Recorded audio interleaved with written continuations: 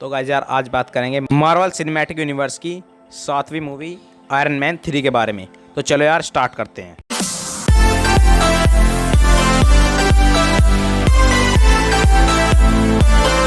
तो guys movie की starting होती है 1999 से, जहां पर बर्न स्विट्जरलैंड में टोनी स्टार्क एक पार्टी में होता है।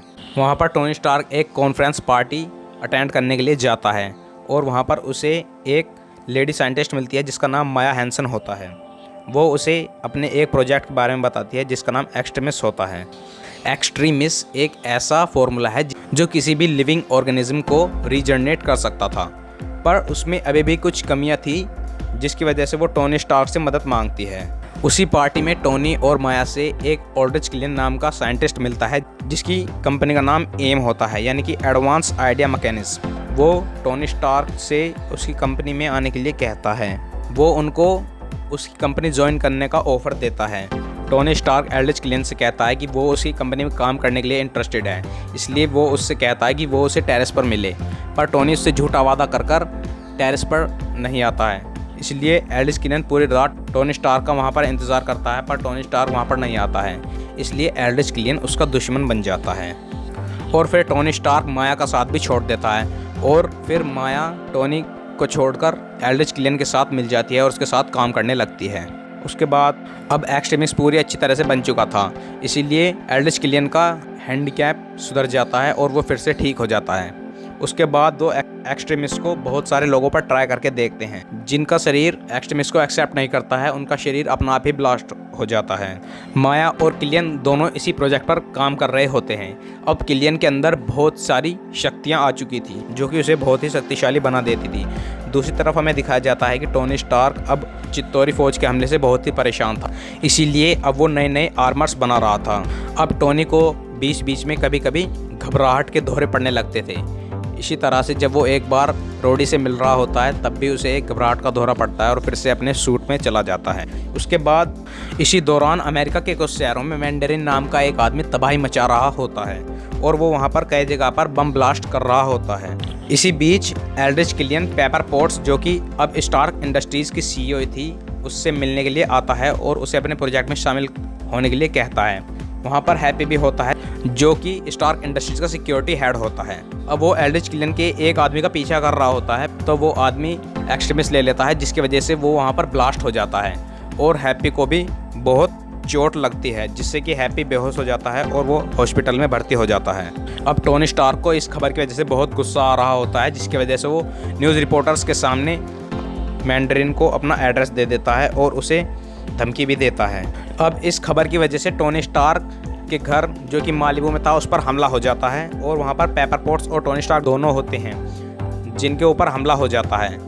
और फिर टोनी स्टार्क पेपर पोट्स को अपना सूट पहनाकर बाहर निकाल देता है और फिर वो अपना सूट वापस बुलाकर उसे पहन लेता है, पर उसका सूट अभी पूरी तरीके से तैयार नहीं हुआ होता है और ना ही टेस्ट हुआ होता है।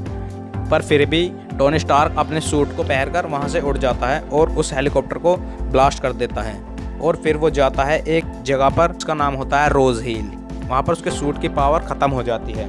टोनी रोज हिल में इसलिए जाता है क्योंकि मैंडेरिन ने वहाँ पर भी कुछ ऐसे बॉम्ब ब्लास्ट किए थे, इसलिए वो वहाँ पर कुछ जानकारी लेने के लिए जाता है, पर वो वापस नहीं लौट पाता क्योंकि उसके सूट की पावर डाउन हो जाती है और इसीलिए न्यूयॉर्क में सब सोचते हैं कि टोनी स्टार्क की डेथ हो गई है।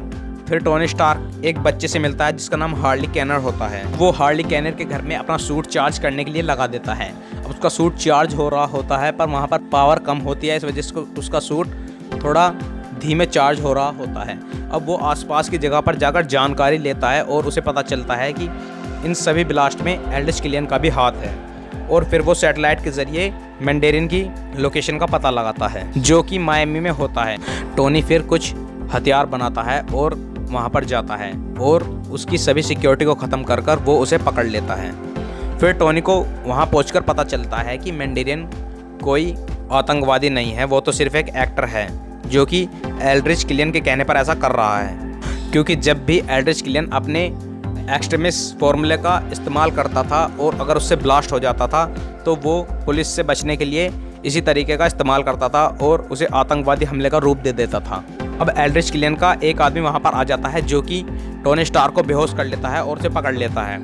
दूसरी तरफ हमें दिखाया जाता है कि पेपर पोट्स अब माया के साथ थी, पर माया भी एल्ड्रिच किलियन से मिली हुई थी, इसलिए एल्ड्रिच किलियन पेपर पोट्स को भी किडनैप कर लेता है और एल्ड्रिच पेपर पोट्स की बॉडी में भी एक्सट्रेमिक्स फॉर्मूले को डाल देता है, जिससे कि टोनी स्टार्क उसे बचाने के लिए उस फॉर्मूले में जो भी कमी है उसे ठीक कर दे और उन्हें एक अच्छा फॉर्मूला मिल जाए। अब माया उसका विरोध करने लगती है क्योंकि उसे पता चल जाता है कि किलियन अब गलत काम कर रहा है, इसलिए वो उसके साथ काम करने से मना कर देती है, इसीलिए किलियन उसे मार देता है। दूसरी तरफ हमें दिखाया जाता है कि रोडी, जो कि यूएस प्रेसिडेंट की सिक्योरिटी के लिए रखा गया था, उसे मैंड्रिन की एक नकली लोकेशन दिखाई जाती है जहां पर वो आता है और उसे वहां पर पहुंचने के बाद किडनैप कर लिया जाता है, क्योंकि किलियन चाहता था कि उसे वॉर मशीन का आर्मर मिल जाए, इसलिए वो उससे वॉर मशीन का आर्मर छीन लेता है कि वो प्रेसिडेंट को मारना चाहता था। इसीलिए इसमें एल्ड्रिच किलियन का साथ वाइस प्रेसिडेंट दे रहा था क्योंकि उसकी बेटी अपाहिज थी और एल्ड्रिच किलियन उसे ठीक करने वाला था, इसीलिए वाइस प्रेसिडेंट इस चीज़ में उसका साथ दे रहा था। अब एल्ड्रिच किलियन अपने एक आदमी को वॉर मशीन का आर्मर पहना देता है और उसे यूएस प्रेसिडेंट के पास भेज देता है, जिससे कि एल्ड्रिच किलियन का आदमी यूएस प्रेसिडेंट को किडनैप कर लेता है और उसे एल्ड्रिच किलियन के पास ले जाता है। अब टोनी का सूट चार्ज हो जाता है और टोनी अपने सूट को अपने पास बुलाता है। टोनी का सूट उसके पास आ जाता है और वो एल्ड्रिच किलियन की पकड़ से छूट जाता है और वो फिर जाता है रोडी के पास। अब रोडी और वो दोनों एक साथ मिल जाते हैं और वो दोनों एल्ड्रिच किलियन की लोकेशन पर पहुंच जाते हैं। उन्होंने उसी लोकेशन पर यूएस प्रेसिडेंट और पेपर पोट्स को किडनैप करके रख रखा था।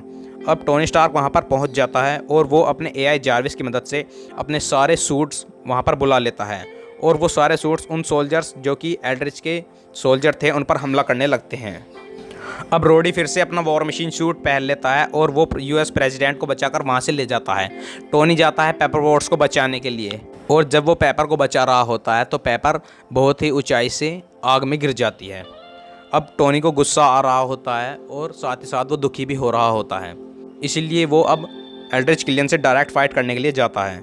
अब दोनों में फाइट होने लगती है और आयरन मैन वहाँ पर थोड़ा सा कमज़ोर पड़ने लगता है क्योंकि एल्ड्रिच किलियन के शरीर के अंदर एक्सट्रीमिक की पावर्स थी, इसीलिए टोनी स्टार्क थोड़ा सा कमज़ोर पड़ रहा था, पर वो फिर भी उसका मुकाबला करता है और उससे फाइट करता है। एंड में टोनी स्टार्क उसे अपना मार्क 42 पहनाता है और अपने एआई जार्विस से अपने मार्क 42 को ब्लास्ट करने के लिए कह देता है, जिसके अंदर एल्ड्रिच किलियन होता है। अब वो सूट ब्लास्ट हो जाता है जिससे कि एल्ड्रिच किलियन उन्हें लगता है कि मर गया है, पर एल्ड्रिच किलियन फिर से ज़िंदा हो जाता है। तभी वहाँ पर पेपर पोट्स आ जाती है जो कि ज़िंदा होती है और बच जाती है। अब पेपर की बॉडी में एक्सट्रीमिस्ट की पावर थी जिससे वो बच गई थी और किलियन को मार रही थी।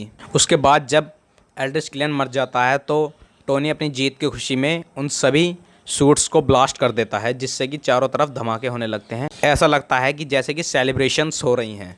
वाइस प्रेसिडेंट और मैंड्रिन यानी कि जो ट्रेवर्स लैटरी था, उन दोनों को जेल में डाल दिया जाता है। अब टोनी कुछ एक्सपेरिमेंट्स करता है जिसके बाद वो कामयाब हो जाता है और एक्सट्रीमिस्ट को सफल बना लेता है। उसके बाद वो उसे पेपर की बॉडी से निकाल देता है और फिर वो मॉडिफाइड एक्सट्रीमिस्ट को कम मात्रा में अपनी बॉडी के अंदर डालता है, क्योंकि उसके अंदर भी बॉम्ब के टुकड़े थे जो कि उसके दिल के पास पहुंचने वाले थे।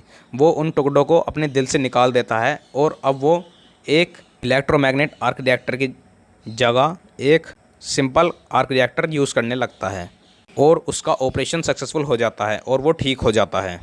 उसके शरीर के अंदर से सारे बॉम्ब के टुकड़े बाहर आ जाते हैं। अब टोनी स्टार्क को आर्क रिएक्टर लगाने की कोई ज़रूरत नहीं होती है, क्योंकि वो बिना इलेक्ट्रोमैग्नेट आर्क रिएक्टर लगाए बिना भी अपने सूट को इस्तेमाल कर सकता था। अब गाइस यहाँ पर ये मूवी ख़त्म हो जाती है। उसके बाद दिखाया जाता है इस मूवी का पोस्ट क्रेडिट सीन, जिसके अंदर हमें दिखाया जाता है कि ब्रूस बैनर यानी कि हल्क टोनी स्टार्क उसको अपनी ये कहानी सुना रहा था और ब्रूस बैनर टोनी स्टार्क के घर पर ही था जो कि न्यूयॉर्क में स्टार्क टावर में था। और यहाँ पर ये मूवी ख़त्म हो जाती है। तो गाइस कैसी लगी आपको हमारी ये वीडियो? अगर अच्छी लगी हो तो हमारी वीडियो को लाइक करें, हमारे चैनल को सब्सक्राइब कर लें। और गाइस अगर आपने अभी तक हमारी इस सीरीज़ की यानी कि मार्वल सीरीज़ की पिछली मूवीज़ नहीं देखी हैं, हमारे चैनल में जाएं और वो सारी वीडियोस देख लें, तभी आपको ये मूवी समझ में आएगी।